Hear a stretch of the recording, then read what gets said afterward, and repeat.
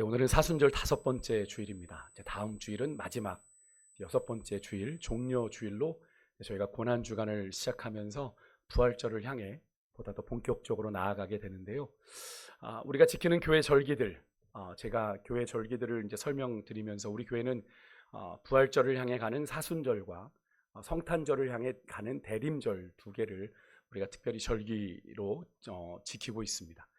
그것을 설명을 드리면서 예전에 이 교회력의 절기들은 예수님의 생애를 따라 그렇게 지킨다라고 말씀을 드렸습니다. 그래서 이 절기를 지킴으로써 교회와 성도들이 예수님의 생애에 담긴 신앙적인 의미들을 떠올리게 되는 거죠.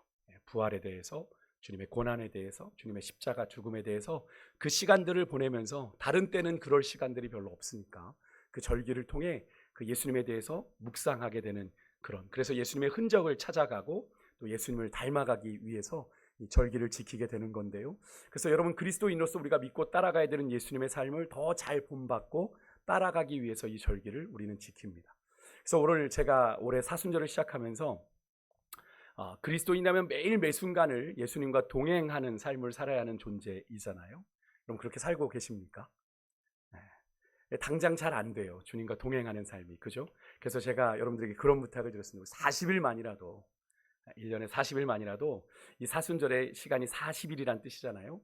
예수님을 좀 깊이 묵상하면서 주님의 고난과 죽으심에 참여함으로 주님을 좀 잘 따라가 보십시다. 이렇게 말씀을 드렸는데, 그렇게 사순절을 보내고 계십니까? 어찌 살다 보니 여기까지 왔네. 그죠? 그런 여러분의 결단에 제가 조금 더 힘을 보태드리려고 저는 지난 3주에 걸쳐서 누가 진정 예수님의 제자에 합당한 자인가 라는 주제로 이 누가복음 10장을 이렇게 3개로 좀 나누어서 살펴보았습니다. 여러분, 무엇을 나누었는지 혹시 좀 기억하시는가요? 혹시 중간에 이제 구역 모임을 했던 한 주가 끼어 있어서 아마 첫 번째로 나누었던 말씀이 좀 더 가물가물하시지 않을까. 근데 누구를 좀 살펴봤는지 기억나십니까? 첫 번째로 예수님의 제자에 합당한 자들로 누구를 살펴봤어요?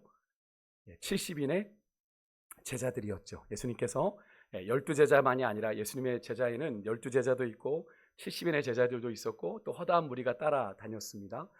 이 70인의 제자들, 예수님께서 하나님 나라를 선포하는, 하나님 나라 복음을 선포하는, 또 병든 자를 고치는, 또 귀신을 쫓아내는 권세를 주셔서 복음의 증인된 역할을 감당하라고 둘씩 70명의 제자들을 짝지어 보내셨던 그 사건을 우리가 묵상하며 예수님의 제자로서는 어떤 존재가 되어야 되는지 우리가 나누었어요. 하여튼 그때 예수님께서 어떻게 하셨죠? 그 먼 길을 떠나는, 전도 여행을 떠나는 그들에게 뭘 당부하셨습니까? 너희들이 전대도, 돈주머니도, 배낭도, 너희들이 여분의 신발도 가지지 말고 그냥 가라. 너무 무대뽀로 가라고 얘기하셨어요. 그런데 주님의 이 말씀에는 뭐가 담겨 있죠? 하나님이 예비해 주실 돕는 손길에 대한 믿음 가지고 너희들 떠나라. 하나님이 예비하실 거다라는 말씀을 하시죠. 그리고 제자들이 거기에 이론반구하지 아니하고 기꺼이 순종하며 그렇게 나아갔던 제자들이 바로 70인의 제자들이죠. 분명 그들의 여정은 꽃길이 아니었습니다.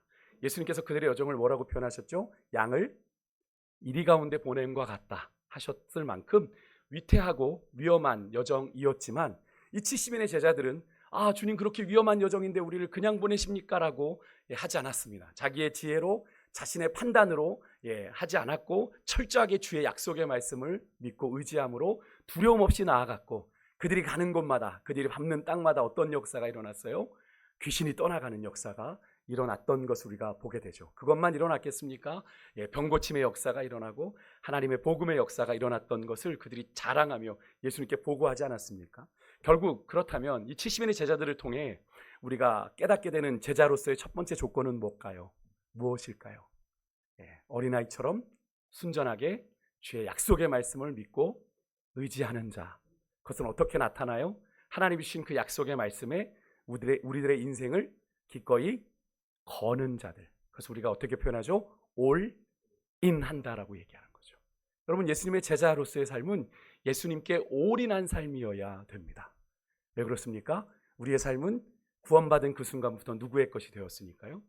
하나님의 것이 되었습니다. 주님의 것이니까. 그죠? 주님이 책임지시는 인생 되니까 우리의 인생을 누구에게 올인해야 돼요?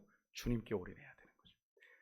그런 자들이 그리스도의 제자에 합당한 자이고, 그런 자들에게는 하나님이 하나님 나라의 신령한 복과 지혜를 나타내 보여주신다라고 약속하시지 않았습니까? 여러분은 어떠세요? 여러분은 그리스도인으로서, 예수 그리스도의 제자로서 주님을 향한 순전한 믿음으로 하나님이 주신, 여러분 각자에게 주신 그 약속의 말씀에 여러분의 인생을 걸고 세상 속에서 거룩하게 구별된 자로 살아가고 계시는지요? 그런 자가 여러분 예수 그리스도의 제자에 합당한 사람입니다. 두 번째는 누구였죠? 두 번째는 지난주였으니까 누굴 우리가 살펴봤습니까? 선한 사마리아인. 잊어버리신 거 아니죠? 사마리아인, 비록 혈통상 신분상의 한계로 온갖 멸시와 천대를 받았던 존재였습니다. 그죠? 아수르와 유대인 사이에 태어난 혼혈족, 너희는 더러워! 라고 해서 유대인들이 멸시하고 천대했던 사마리아 사람. 근데 그는 예수님을 시험하기 위해 영생의 길을 물으러 나왔던 율법 교사보다도, 또 예수님의 비유 속에 등장했던 제사장이나 레위인보다도 하나님 사랑을, 이웃 사랑을 제대로 실천했던 사람이 바로 이 사마리아 사람이죠. 이 말은 이 사마리아 사람이 율법의 참 정신을 제대로 실천한 그리스도의 참된 제자요 복음의 증인이라는 사실을 의미하기도 하는 건데요. 자신의 안위와 안전에 상관없이, 여러분 그 길은 강도가 많이 나오는 길이었으니까 강도 만난 자를 돌보다가는 얼마든지 위험할 수 있는 그 상황 속에서 이 사마리아 사람은 자신의 안위와 안전에 상관없이 하나님의 말씀을 따라 기꺼이 강도 만난 자의 무엇이 되어 주었습니까? 이웃이 되어 주었던 사마리아인. 그가 이웃사랑을 실천하는 데는 율법 교사가 예수님께 물었던 그럼 누가 내 이웃입니까? 라는 것이 별로 중요하지 않았습니다. 그의 사랑에는 신분이나 출신에 따른 차별이나 편견이 없었고요. 자신의 것을 아낌없이 희생하고 나누어 주며 자신의 권리마저 기꺼이 포기하고 내려놓으면서 이 사마리아 사람은 강도 만난 자의 여러분 이웃이 되어 주었던 걸 우리가 지난주 나누었습니다. 그렇게 예수님이 그러셨던 것처럼 차별 없이 편견 없이 강도 만난 자의 이웃이 되어 주었던 그를 가리켜 예수님 뭐라고 말씀하셨습니까? 이 사람이 강도 만난 자의 참된 이웃이다 라고 말씀하시며, 예수님께 영생의 길을 물어봤던 율법 교사에게 예수님 뭐라고 말씀하셨습니까? 가서 너도 이와 같이 하라. 한번 따라해 보시겠어요? 가서 너도 이와 같이 하라. 자신 없으세요? 좀 자신 있게. 가서 너도 이와 같이 하라. 여러분 이 말씀은 너도 이 사마리아 사람처럼 제자의 길을 걸어가라, 이 말씀입니다. 예수님을 따라 영생의 길을 걸어가는 그리스도인으로서 또 그분의 제자로서 합당한 자가 누구인지를 예수님께는 여기서 분명히 말씀하고 계십니다. 누가 진정 예수님의 제자에 합당한 자예요? 차별 없이 편견 없이 하나님의 사랑을 따라 하나님의 말씀을 따라 강도 만난 자의 이웃이 되어주는 사람, 바로 그렇게 이웃을 사랑하는 사람이 그리스도의 제자로서 합당한 자라고 말씀하시는데, 어떻게 여러분은 지난 한 주간 여러분의 삶에 수없이 스쳐간 강도 만난 자들에게 참된 이웃이 되어주셨습니까? 그리스도인은, 여러분 그리스도의 제자는 절대로 나만 잘 먹고 잘 사는 존재가 되어서는 안 됩니다. 창고 많이 지어서 늘리고 야, 몇 년 먹고 살겠구나 해서는 안 되는 존재입니다. 왜요? 우리는 하나님께 값없이 은혜와 사랑을 받은 존재이기에 그 사랑을 내게서 멈추게 하면 안 되고 그 사랑을 나를 통해 기꺼이 주변으로 흘려보내고 나눌 수 있는 사람이라는 사실을 우리가 잊어서는 안 될 건데요. 우리가 예전에 이런 찬양 여러분 기억나십니까? 휴일학교를 하셨던 분들은 기억하실 텐데, 사랑은 참으로 버리는 것 그러면서 거기에 가사가 뭐냐면 이상하다 동전 한 입 움켜 잡으면 없어지고 쓰고 빌려주면 풍성해져 땅 위에 가득하네. 여기까지. 이게 뭡니까? 이게 동전 한 입만 그런 겁니까? 아니죠. 주님의 사랑을 우리가 움켜잡으면 없어지지만 쓰고 빌려주면 풍성해지는 게 우리 주님께서 우리에게 주신 사랑인 줄 믿습니다. 그 사랑을 차별 없이 편견 없이 나눌 수 있는 사람이 진정 그리스도의 제자입니다. 그렇다면 오늘 우리가 마지막으로 이제 살펴보게 될 누가 진정한 그리스도의 제자에 합당한 자인가? 마지막 시간인데요. 가장 짧지만 가장 중요한 내용을 담고 있습니다. 오늘 본문은 예수님께서 여정을 걸어가시다가 마르다라고 이름하는 한 여자가 이 예수님 일행을 자기 집으로 영접하는 것으로 시작됩니다. 영접이라는 단어에서 볼 수 있듯이 예수님께 환대를 베푼 거죠. 이러한 마르다의 예수님을 향한 환대는 예수님의 제자로서의 아주 모범적인 삶을 우리에게 보여주고 있습니다. 지난주에 살펴봤던 선한 사마리아 비유에서 이 비유에서 강도 만난 자처럼 예수님은 그런 존재가 되시죠. 오래지 않아 예수님께서 예루살렘을 향해 가시는 길은 무슨 길입니까? 개선행진입니까? 아니죠. 고난과 십자가의 길을 걸어가시는 거잖아요. 하나님이 선택하신 유대인들에게 의해 자신의 선민에게 외면당하고 그들에게 죽임을 당하실 강도 만난 자가 되실 예수님을 향한 마르다의 환대로 마르다는 또 한 사람의 강도 만난 자의 이웃이 된 선한 사마리아인인 셈인 건데요. 그래서 이 마르다의 예수님을 향한 이 환대는 그냥 환대가 아니라 율법이 말하는 이웃 사랑이자 하나님 사랑의 모습이라고 할 수 있는 겁니다. 그와 동시에 하나님 나라를 선포하시는 예수님을 환대한 마르다의 이 행위는 예수님께서 전하시는 하나님 나라 천국 복음과 하나님 나라를 그의 마음에 인정하고 그의 인생 가운데 기꺼이 예수님을 영접해 모시는 행위라고 이야기할 수 있겠는데요. 그냥 마르다의 집에만 모신 게 아니라 그의 인생 가운데 누구를? 예수 그리스도를 모셔드린 행위다라고 이야기할 수 있겠는데요. 여러분, 예수님을요 우리의 삶에 진정한 왕으로 참된 주인으로 모셔드리는 것만큼 하나님을 향한 진정한 사랑은 없습니다. 맞습니까? 여러분, 우리가 과거에 누구를 열렬히 사랑하셨을 때 연애해 보셨습니까?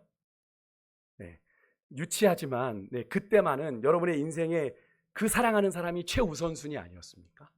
만사를 제치고 그 사람을 만나러 갔지 않습니까? 모든 스케줄에 수업을 빼놓고 가더라도 가지 않으셨습니까? 저만 그랬습니다. 그래서 유치하지만 예전에 연애할 때 종종 그런 거 물어보지 않습니까? 자기는 누가 제일 좋아? 그죠? 거짓말인 줄 알면서도 부모님보다 내가 더 좋아? 그럼. 그렇게 얘기하던 시절이 한창 연애하던 시절의 그런 모습이지 않습니까? 그래서 오늘 여러분, 예수님을 향한 마음도 마찬가지인 거죠. 우리가 주님을 사랑한다라고 얘기하는 건 주님이 우리의 삶에, 우리 인생의 가장 최고의 자리에 예수님을 모시는 게 주님을 진짜로 사랑하는 겁니다. 그래서 오늘 예수님을 영접한 이 마르다의 모습은 단순한 손님 초대 이상의 의미로 율법의 핵심인 이웃의 사랑의 모습이자 하나님 사랑의 모습이라고 이야기할 수 있는데요. 근데 조금 더 큰 그림을 본다면, 우리가 이제 누가복음 10장을 3주에 걸쳐서 살펴봤으니까 지난주에 살펴본 이 선한 사마리아 비유를 통해서 우리에게 예수님은 뭘 가르치셨죠? 이웃 사랑에 대해서 이야기하셨다면, 이제 오늘 마르다와 마리아의 이야기를 통해서는 뭘 이야기하실까요? 하나님 사랑에 대해서 이야기를 하고 계십니다. 근데 순서가 어떻게 돼요? 이웃 사랑, 하나님 사랑이죠. 여러분, 누가복음을 기록한 이 누가가 왜 어떤 의도를 가지고 이렇게 편성을 했을까요? 이렇게 편집을 해서 책을 기록했을까요? 그래서 바로 예수님의 제자로서 선한 사마리아 사람처럼 이웃을 사랑하는 것이 중요하기도 하지만 그보다 더 중요한 건 뭐다? 하나님 사랑이다 라는 사실을 이야기하고자 이 순서로 마지막 짧지만 이 이야기를 기록하고 있는 겁니다. 물론 여러분, 하나님 사랑, 이웃 사랑을 떼어놓고 생각할 수는 없죠. 그죠? 하나님 사랑, 이웃 사랑은 서로 의미상 연관이 되어 있어요. 그래서 제가 지난주에도 요한일서 4장의 말씀을 가지고 보는 바 형제를 사랑하지 않으면 보지 못하는 바 하나님 사랑할 수 없다라는 말씀을 드렸잖아요. 그러니까 우리가 아무리 하나님을 사랑하는데 보는 바 형제를 사랑하지 않으면 그 사랑은 거짓인 거거든요. 그러니까 하나님 사랑과 이웃 사랑은 연관이 돼 있어요. 그렇게 여러분, 하나님의 사랑의 관점에서 오늘 본문을 들여다본다면 오늘 본문에는 하나님을 사랑하는 방법이 두 가지가 나옵니다. 어떤 모습일까요? 먼저 40절에 보니까 예수님을 직접 집으로 영접했던 마르다입니다. 마르다는 분주했어요. 준비하는 일이 많아서 그랬다라고 성경은 이야기합니다. 아마도 예수님이 혼자 오신 게 아니라 아마 예수님의 최소한 12제자를 대동하고 오시지 않았을까. 그러면 그 당시에 고대 근동에서의 손님 접대하는 제1번은 뭐냐면 그들의 발 씻을 물을 준비해야 되거든요. 발 씻을 물을 준비하고 그들이 또 편안히 식사할 수 있는 자리를 마련하고 또 음식까지 준비해야 됐으니, 특히나 이 고대 사회에서 제대로 된 손님 접대를 하려면, 아주 극진한 대접을 하려면 주인이 직접 이 모든 것을 해야 했습니다. 종을 시키는 게 아니라 주인이 다, 발 씻을 물도 마르다가, 그들이 편안히 누워서 식사할 수 있는 자리도 마르다가, 음식도 마르다가, 그죠? 얼마나 분주했겠습니까? 얼마나 분주했겠어요. 근데 그렇게 마르다가 분주하게 예수님께 필요한 것들을 준비하고 음식을 준비하는 동안 동생 마리아는 주님의 발치에 앉아서 예수님의 말씀에 귀를 기울여 들었습니다. 여러분 한번 상상해 보시면 아마 많은 여자분들, 우리 주부분들은 저 얄미운 거 생각되지 않으세요? 역시 우리 성도님들은 은혜가 많으셔서 그런 게 없어. 근데 보통 일반 사람들은 그죠? 내가 막 설거지하고 있는데 신우이가 와서 어머 언니 이거 맛있다 앉아 있으면 좋아하시는 분 별로 없으실걸요. 저 얄미운 것 저놈의 기집애 이러다가 깨트리잖아요. 아이고 깨트려. 죄송합니다. 오늘 여러분들이 별로 그게 그런 당연한 모습인 것 같은데 여러분들 별로 그런데 동의하지 않으신 것 같아요. 어쨌든 마리아가 그렇게 있었습니다. 물론 오늘 본문에서는 이게 긍정적으로 그려지고 있어요. 예수님을 통해서 긍정적으로 그려지고 있습니다만 당시의 문화로 봤을 때 오늘날에도 그것이 참 얄미운 일이지만 이런 마리아의 행동은 여자로서는 가당치 않은 행동이었습니다. 여기서 좀 여성분들에게 양해를 구하겠습니다. 2000년 전이에요. 오늘로 이입하시면 안 됩니다. 예수님 당시에 랍비 문헌을 보면 여자를 이렇게 표현했습니다. 기분 나쁘셔도 이해해 주십시오. 여자들은 탐욕스럽고 호기심 많고 허영심이 강하며 수다스러운 존재다. 네, 우리 집사님 지금 혼자 스스로 돌 맞을 짓을 우리 집사님이 하셨습니다. 맞댑니다. 네, 그렇게 2000년 전의 여자들을 그렇게 이해했습니다. 여자에 대해서 아주 부정적이고 비호감으로 이해하고 있는 거죠. 랍비들은 선생들 아닙니까? 선생이거든요. 심지어 랍비들은요 이런 기도도 했답니다. 당시에 내가 불신자나 야만인이나 노예나 여자로 태어나지 않은 것을 감사하나이다. 막 입으로 막 화가 나셔. 그죠? 이제 반응이 좀 나오시네요. 그렇게 기도할 정도로 애싸고 합니다. 그러니까 지금 여자가 누구랑 동급인 거예요? 지옥 갈 불신자, 야만인, 노예. 동급이었다는 겁니다. 불과 2000년 전만 해도, 예수님 당시만 해도. 그러니까 여성들이 말씀을 듣는 기회가 있었을까요? 교육을 받을 수 있는 기회가 있었을까요? 전혀 없었던, 불가능한 일이었습니다. 사실 근데 우리나라도 잘 보시면 반만년 역사 가운데 여성들에게 교육의 문이 열려졌던 거 그리 오래된 일이 아닙니다. 그걸 생각해 봤을 때 여러분 예수님 시대는 지금 2000년 전이잖아요. 여성들의 대우가 이렇게 되는 거 그리 이상하지는 않습니다. 그죠? 우리가 예수님 성경을 늘 가까이 하다 보니 어젠 일처럼 느껴지다 보니까 이게 그렇게 감정이 입이 되지만 이 현장은 2000년 전 일입니다. 그죠? 그러니까 여성들이 거의 사람다운 대접을 받지 못했던 거죠. 그래서 당연히 여성들은요, 랍비에게 말씀을 배우는 것도 제자가 되는 것도 허용되지가 않았다고 합니다. 거기다가 랍비의 발 아래 이렇게 앉는 이 행동은, 이 앉아서 배우는 건 전형적으로 남자들만의 특권이었고요. 또 상징적인 의미로 내가 당신의 제자가 되겠습니다라고 하는 그런 행동이었습니다. 그러니까 마리아가 지금 그날 자기 집에서 예수님 발치에 앉아 그렇게 주의 말씀을 들었다라는 건 뭘 의미하는 겁니까? 내가 주님의 제자가 되겠습니다라는 의미이겠죠. 그러니까 여성으로서 오늘 이 본문 안에서 마리아가 보인 행동은 그 당시의 문화로는 상당히 파격적이고 일반적이지 않은 모습입니다만 한편으로 이 모습은요, 마리아식의 마르다와는 다르게 예수님을 환대하는 환대법이자 예수님을 경배하는 방식이었다라는 거예요. 그러니까 이런 모습은 당시 여성들에게는 일반적으로는 허락되지 않았던 모습이지만 제자가 선생에게 갖추어야 될 마땅한 태도였다라는 거죠. 여성만 아니었다면. 그죠? 선생의 말씀에 귀를 기울여 경청하고 앉아있는 그 모습 말입니다.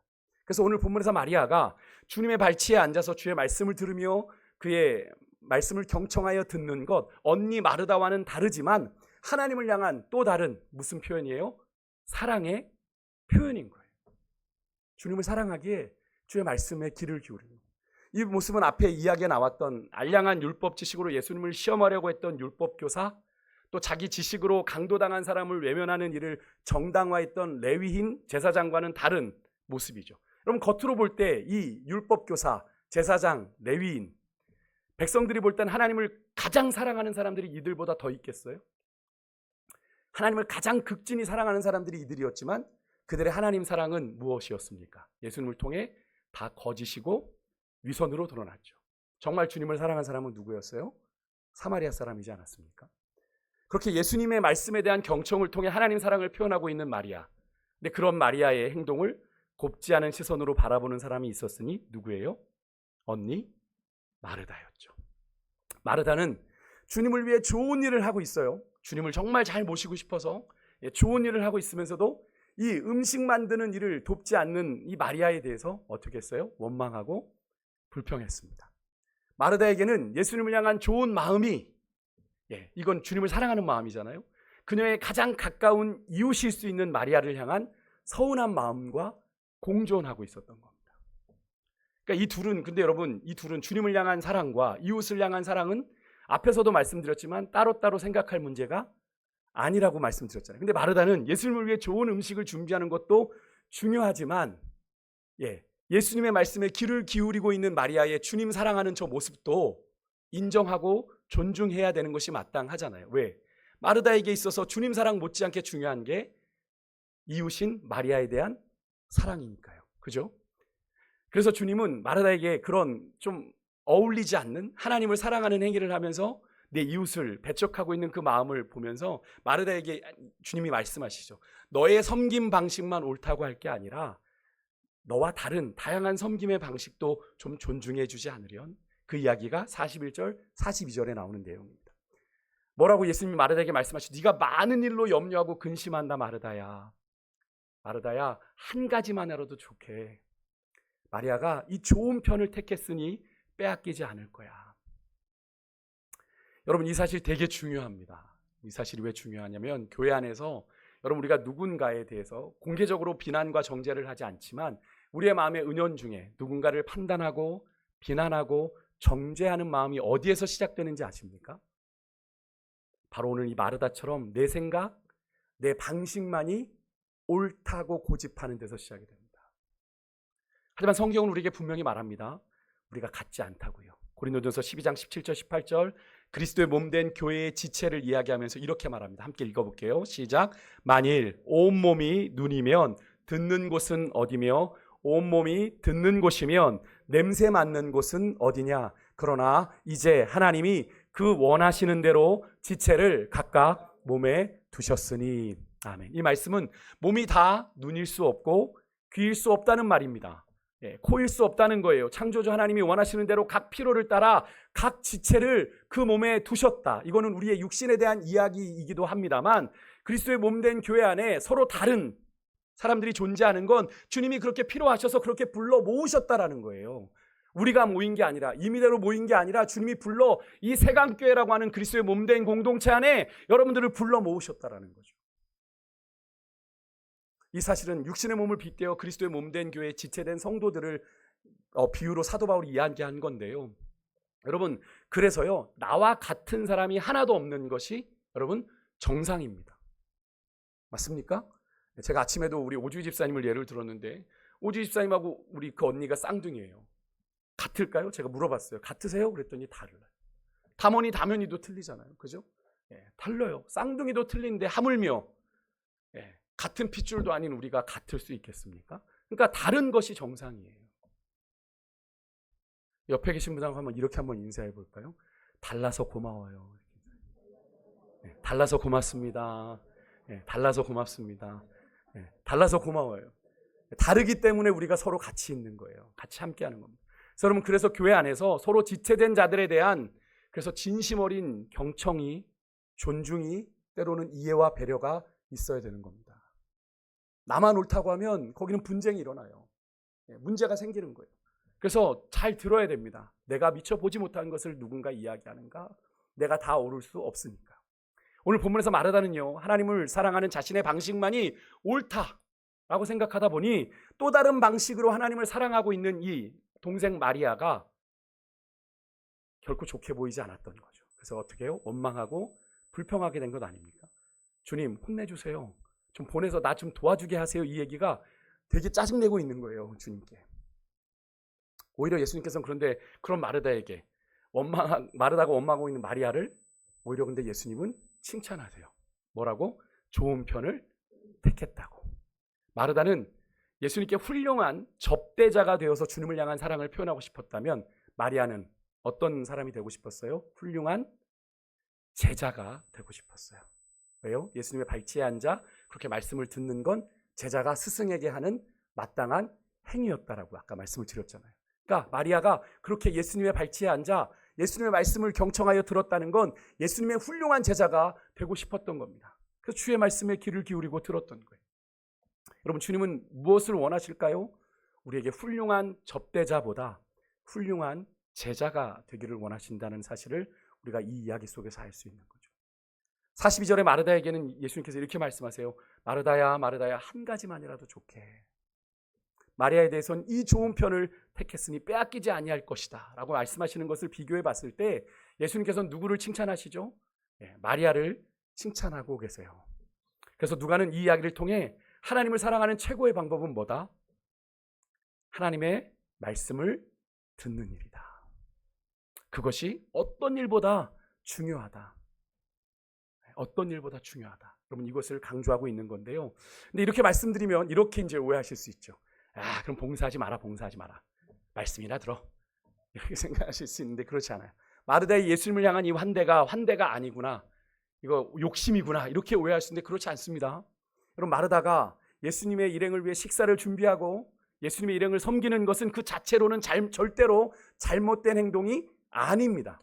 하지만 그 순간만 놓고 봤을 때는 최선이 아니었다라는 거죠. 왜 그렇습니까? 예수님이 그곳에 계셨다는 것. 그것은 다시 오지 않을 어떤 기회입니까? 예수님과 가장 가까이에서 그분의 말씀을 내가 들을 수 있는 절호의 기회인 거잖아요.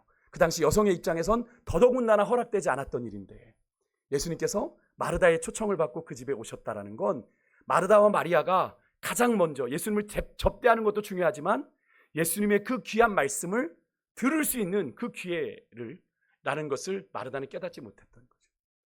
그리고 마리아는 그래서 그것이 얼마나 소중한지를 깨닫고 그 시간을 누구에게만 집중합니까?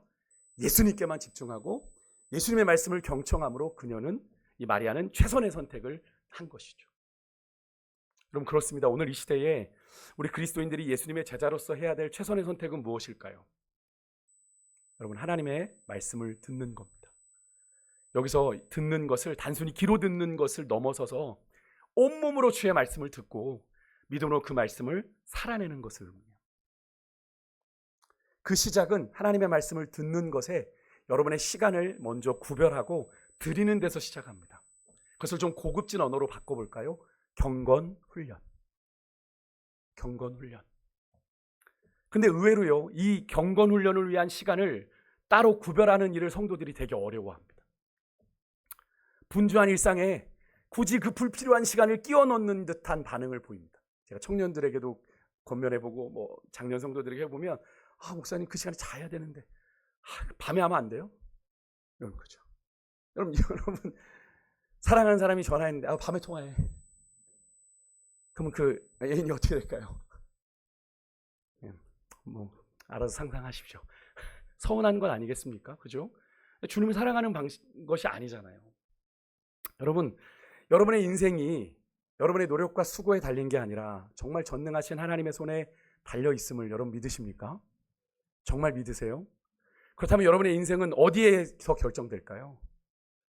여러분의 인생을 주장하고 계시는 하나님과의 관계에서 여러분의 인생이 결정나겠죠. 내가 그분과 어떤 관계 속에 살아가느냐에 따라 여러분의 인생이 결정나겠죠. 결판나겠죠. 그러면 그 주님의 마음을 아는 게 너무나 중요한데 여러분, 우리가 하나님의 마음을 어떻게 알 수 있어요? 아까 우리 집사님 기도해 주셨어요. 나 깜짝 놀랐습니다. 집사님 일부 설교 들으셨나요? 아니죠? 하나님의 마음이 어디에 쓰여 있어요? 하나님의 뜻이 계시되어 있는 건 뭡니까? 하나님의 말씀, 성경이에요. 하나님의 마음을 모른다고 얘기하지 마시고 성경을 읽으십시오. 성경을 읽으면 하나님의 마음을 알게 하세요. 내가 연구해서 아는 것도 있지만 하나님이 자연적으로 말씀을 읽는 가운데 하나님의 마음이 우리에게 부어지도록 하시거든요. 성경을 읽고 듣고 묵상하며 그것을 가지고 하나님 앞에 기도하며 기도의 자리로 나아갈 때 그 기도 가운데 하나님이 우리로 하나님의 뜻을 알게 하시거든요. 그게 신앙생활이거든요. 여러분, 오늘 이 시대는 그 어느 때보다도 영적으로 혼탁한 시대입니다. 여기저기 길이 있다고 얘기해요. 여기저기 진리가 있다고 얘기합니다. 다 내가 옳다고 얘기하잖아요. 여러분, 포스트 모더니즘 가장 큰 특징이 뭐냐면 절대 진리를 거부합니다. 근데 여러분, 우리 기독교는 절대 진리를 외치는 자들이죠. 맞습니까? 그럼 다른 데도 구원이 있습니까? 예수님만이 길입니다. 예수님만이 진리입니다. 이건 목에 칼이 들어와도 타협하면 안 되죠. 이건 우리가 타협하면 안 되는 거예요. 여러분, 이것은 우리가 생명 걸고 지켜야 되는 진리예요. 근데 세상은 지금 어디예요? 여기도 길이 있다, 저기도 길이 있다. 그렇게 하고 있잖아요. 여러분, 이 시대에 우리가 정말로 영적으로 이 혼탁한 시대 가운데 마르다처럼요, 우리가 분주함에 쫓기면, 본질이 아는 일에 쫓기면 본의 아니게 하나님의 뜻을 우리가 오히려 왜곡할 수 있어요. 그렇죠? 마리아를 향해 원망했던 게 그것 아닙니까? 그래서 우리가 어떻게 해야 되냐면 우리의 여러분의 삶의 영적인 우선순위를 잘 세우셔야 됩니다. 내가 하루를 시작하는 일에 내가 무엇을 먼저 할 것인가. 여러분, 최근에 성공 철학이 막 나오잖아요. 뭐 인생에 성공하는 방법, 이런 것들이 막 유튜브나 이런 데로 많이 나오는데, 그거 보시면 인생에 성공을 하기 위해서도 사람들이 새벽같이 일어납니다. 그래서 뭐 30분 명상하고 뭐 30분 명언을 보고 뭐 이런 것들이 막 나오더라고요. 여러분, 인생의 이 땅에서의 성공을 위해서도 그런 시간들을 구별해 드리는데, 우리가 주님과의 관계를 맺는 문제는 이 땅의 문제가 아니잖아요. 금생과 내생에 유익한 일들을 왜 우리가 하지 않는 거죠? 그렇다면 우리가 두 가지입니다. 우리가 하나님을 사랑하지 않는 거거나, 하나님이 내 인생이 하나님의 손에 있다는 걸 믿지 않는 거거나. 물론 믿는다고 우리는 얘기합니다. 사랑한다고 얘기합니다. 하지만 그것이 죄송하지만 율법 교사와 제사장과 레위인처럼 그냥 거짓인 거예요. 우리의 삶이 그것을 드러내 보여주고 있잖아요. 아니라는 걸. 세상의 성공을 꿈꾸는 자들도 아침 일찍 일어나 잠을 줄이고 일어나 명상을 하고 좋은 글들을 읽으며 하루의 계획들을 세워가는데, 예수 믿는 자들이 하나님의 말씀 앞에 먼저 시간을 구별해 드리는 걸 너무 힘들어서, 목사님 밤에 할게요, 나중에 읽을게요. 물론 밤에 하실 수도 있습니다. 뭐 정형편이 안 되시면. 하지만 우선순위가 다른 거죠. 여러분, 마르다의 예수님을 향한 환대를 위한 수고가 잘못된 건 아니지만 너무 과했던 것 같아요. 예수님께서 그러시죠? 너무 많은 것으로 네가 염려한다. 예수님이 한 가지만으로도 족하다 하셨던 걸 여러분 기억하십시오. 예수님 그 순간에 마리아처럼 당신의 말씀에 마르다가 당신에게 더 집중하기를 원하셨다라는 사실을 우리가 잊어서는 안 됩니다. 하나님의 말씀을 듣는 것보다 여러분 신앙생활에 중요한 건 없어요. 여러분, 이것을 이렇게 또 오해하시는 분들이 계실 수 있어요. 단순히 내가 하루에 설교 유튜브로 몇 편 듣는 것으로 생각하시면 안 됩니다. 내가 설교 몇 편 들어요, 그렇게 종종 얘기하시는 분들이 있는데요, 그게 여러분의 신앙을 대변하는 것 같으십니까? 아닙니다. 여러분, 지금 우리는 말씀의 홍수 속에 사는데 아이러니하게 아는 여러 목사님들이 말씀의 기갈 속에 살고 있다고 얘기합니다. 왜 그런지 아십니까? 말씀을 듣는 귀는 커졌어요. 여기저기서 원하는 대로 말씀을 뽑아 들을 수 있으니까 들을 귀가 열려졌는데 그 말씀이 삶으로 오지 않는 거예요. 삶으로 오지 않는 겁니다. 말씀의 능력이 삶에서 나타나지 않으니까 교회가 점점 더 성도들이 떠나가고 믿음의 사람들이 떠나가는 거죠. 여러분, 말씀을 읽든 듣든 묵상하든 내게 주시는 말씀으로 겸손하게 듣고 그 주신 말씀을 따라 믿고 순종하는 삶이 너무나 당연한 얘기지만 진정 하나님을 사랑하는 제자의 모습이라는 것을 여러분 기억하셔야 돼요. 어느 제자가 스승의 말을 개떡같이 여기겠어요? 어느 제자가. 진정한 제자는 스승의 말을 가슴에 새기는 자 아닙니까? 여러분, 말씀을 마치겠습니다. 그리스도의 제자로서 합당한 조건 3가지 제가 3주에 걸쳐 말씀드렸는데, 첫 번째가 뭡니까? 70인의 제자들처럼 순전하게 하나님만을 전적으로 의지하고 신뢰하며 그 인생을 누구에게 걸어요? 주님께 거는 사람. 둘째는 선한 사마리아 사람처럼 이웃을 사랑하되 차별 없이 편견 없이 강도 만난 자의 이웃이 되어주는 사람. 마지막은요, 마리아처럼 하나님의 말씀을 청종하는 사람이 바로 그리스도의 제자로 합당한 사람인데, 여러분과 저의 모습은 어떠합니까?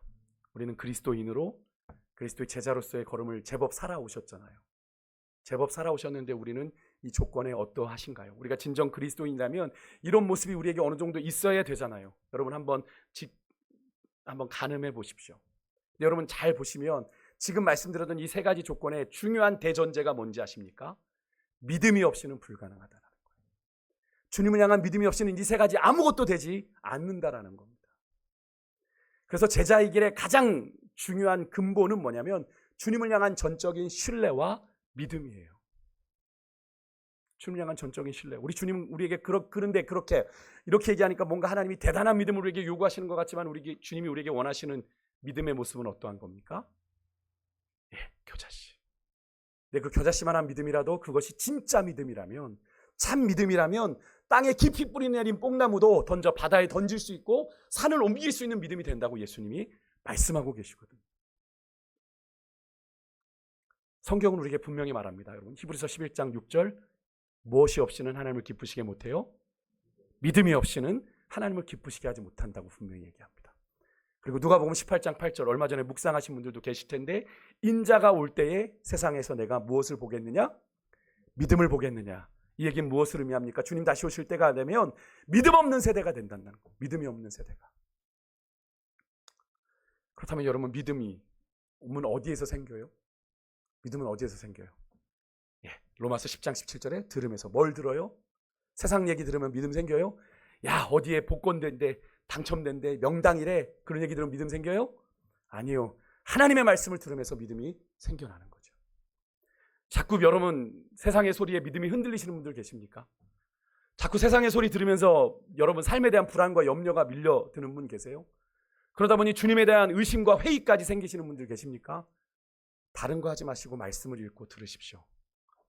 그리고 그냥 읽고 그냥 듣지 마시고 믿음으로 들으십시오. 믿음으로 들으십시오. 그래야 믿음이 흔들리지 않고 믿음대로 사는 역사가 일어나게 되는 줄 믿습니다. 여러분 이 시대는 진짜 믿음의 사람을 주님이 찾으시는 때예요. 여러분 믿음의 사람으로 응답하십시다. 참된 제자가 되는 첫 번째 걸음은 믿음이고요. 여러분 그렇게 믿음으로 우리가 살아갈 때 누군가의 이웃이 되어줄 수 있고 말씀에 순종하는, 말씀에 청종하는 삶을 살아낼 수 있어요. 여러분 이 혼탁하고 어수선한 시대, 정말 진짜 가짜가 구별되지 않는 이 시대, 여러분 주님이 찾으시는 진짜 제자로 여러분의 삶을 하나님 앞에 온전하게 드리며 살아가는 여러분과 제가 될 수 있길 주 여러분으로 축복합니다.